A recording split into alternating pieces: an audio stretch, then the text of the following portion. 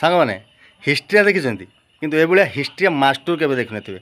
2 ଦିନ ତଳେ ତା ଭିଡ଼ିଓ ଭାଇରାଲ ହେଲା, ଆଜି ମିଡ଼ିଆ ଆଗରେ ଆସିକି ସଫେଇ ଦେଉଛି କୁଆଡ଼େ ତାର ଇଜ୍ଜତ କୁଆଡ଼େ ପଳେଇଗଲା।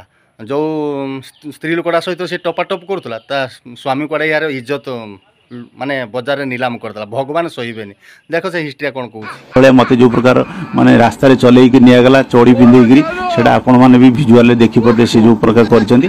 ତେଣୁ ସେ ଯେଉଁ ଅମାନୁଷିକ କାମ କରିଛନ୍ତି ଏବଂ ମୋତେ ବଦନାମ କରିବା ପାଇଁ ଯେଉଁ ଚକ୍ରାନ୍ତ କରିଥିଲେ ସେ ସେଥିରେ ସଫଳ ହୋଇଗଲେ, କିନ୍ତୁ ଭଗବାନ ତାଙ୍କୁ ସହିବେନି। ସେ ନିଶ୍ଚିନ୍ତ ସେ ତାର ଉପଯୁକ୍ତ ଦଣ୍ଡ ତ ଦେଖିଛନ୍ତି। ଚଲେଇଲା ବେଳେ ମୋ ପଛପଟ ହାତକୁ ବି ବାନ୍ଧି ଦେଇଥିଲେ ଏବଂ ଜବରଦସ୍ତି କହିଛନ୍ତି ସେ ଜଣେ ବି ଶିକ୍ଷୟିତ୍ରୀ ତାଙ୍କୁ ବଦନାମ କରିବା ପାଇଁ ମଧ୍ୟ କହିଛନ୍ତି ତାଙ୍କ ମଥାରେ ତୁମେ ସିନ୍ଦୁର ଦିଅ।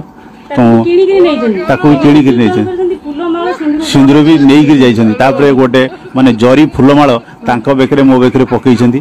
ଆଉ ସବୁ ଜିନିଷ ସବୁ ପ୍ରି ପ୍ଲାନ୍ କରାଯାଇଛି। କାହିଁକିନା ମୋତେ ଲାଗୁଛି ସେ ଯେଉଁ ମାନେ ତାଙ୍କର ସ୍ୱାମୀ ଯେଉଁ ଶିକ୍ଷୟିତ୍ରୀଙ୍କ ସ୍ୱାମୀ ତାଙ୍କର ଆଉ କାହା ସହିତ ସମ୍ପର୍କ ଅଛି। ତେଣୁ ସେ ସମ୍ପର୍କରେ ଯେହେତୁ ସେ ବାଧକ ହେଉଛି ତାଙ୍କୁ ଡିଭୋର୍ସ ଦେବା ପାଇଁ ସେ ବାଧ୍ୟ କରୁଛନ୍ତି, ଦେଉନି। ସେଥିପାଇଁ ଏସବୁ ପ୍ରି ପ୍ଲାନ୍ କରାହେଇଥିଲା। ये प्री प्लान मत फसई दिगला मो सम्मान को संपूर्ण भाव में ओडिशा सारा ही मो सम्मान। अच्छा सार आपन तो एत कथा कहले आपण पर स्त्री पाखरे जाइए टपाटप करेंगे आउ से स्वामीटा कौन देखिकी किसी कहबनी तुम ये कथाटा कह सब ठीक माने विचार कथा कह तुम घरे परा स्त्री अच्छी तुम पाखे जे बही सी किए मुझे जानी सी भी तुम सहित ताल दूसरी धन्य धन्य तुम सार तुम कौन पिला को पाठ पढ़ाऊ किए तुमको मास्टर कला देख तुम जीवन को।